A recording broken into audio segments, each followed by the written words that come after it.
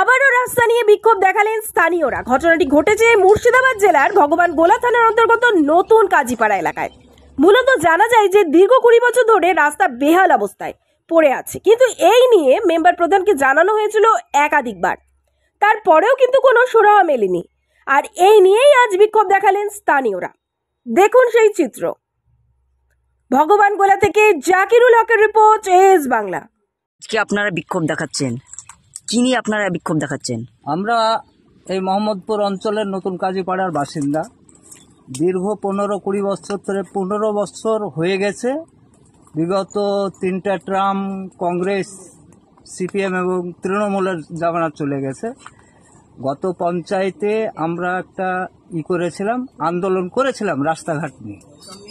তাতে প্রতিশ্রুতি দিয়ে আমাদের ওয়ার্ডের এখন বর্তমান যিনি পঞ্চায়েত সমিতির কর্মদক্ষ, তিনি প্রতিশ্রুতি দিয়েছেন যে কি ফার্স্ট ট্রামে এই টেন্ডার হলে আপনাদের এই নতুন কাজীপাড়ার রাস্তার যা অবস্থা তাতে আমরা করে দেব।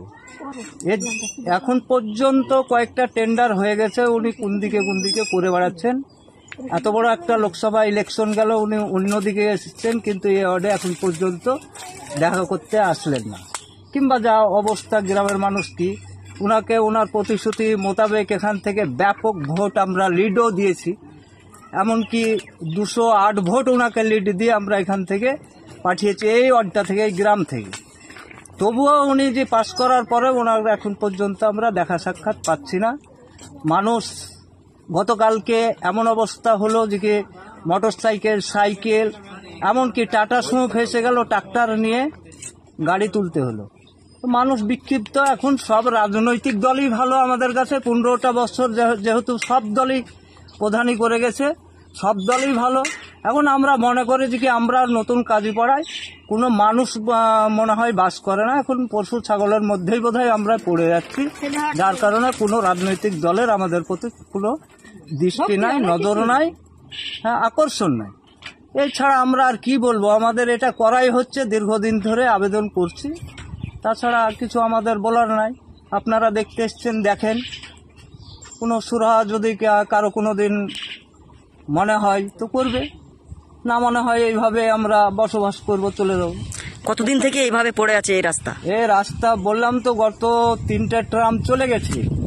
কংগ্রেস 5 বছর গেছে প্রধান, তারপরে 5 বছর গেছে সিপিএম এর প্রধান, 13 থেকে 18 থেকে 23 পর্যন্ত গেল তৃণমূলের প্রধান, আবারও এসছে তৃণমূলের প্রধান। এনারা প্রতিশ্রুতি দিয়েছে, বলেছে আমরা বসা মাত্রই কাজ করব, কিন্তু এখন পর্যন্ত হয়নি।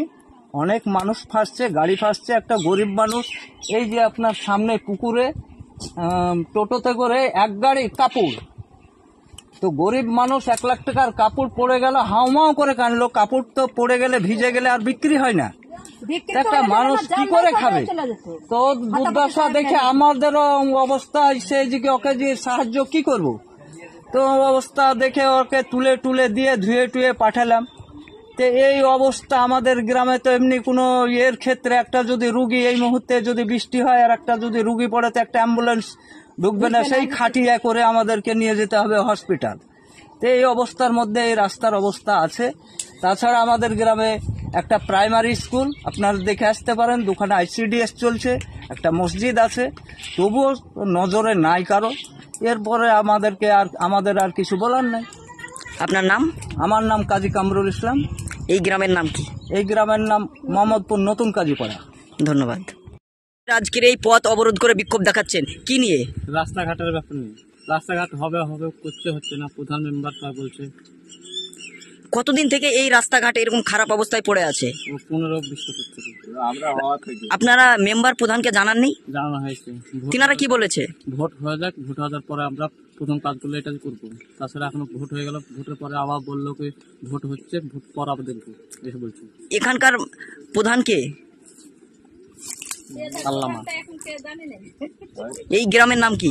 মোহাম্মদপুর নতুন কাজীপাড়া।